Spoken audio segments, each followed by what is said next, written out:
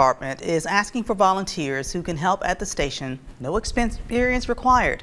The department is also offering a program for teens at least 16 years of age who are interested in the career.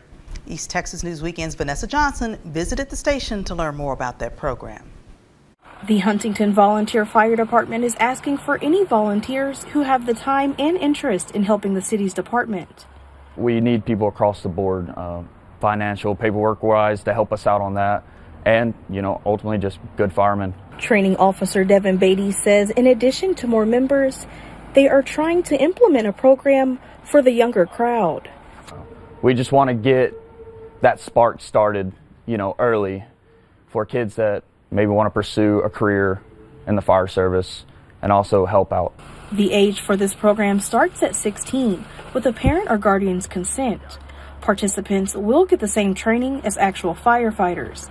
The experience they gain can follow them to other stations or other first responder careers.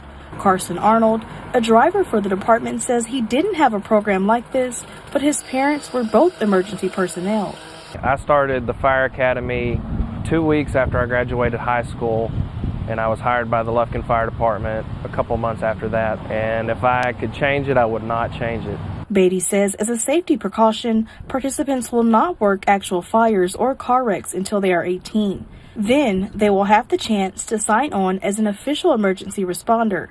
In the meantime, they can help in other ways, such as cleanup measures after. But a great place to get started and get the experience is volunteer.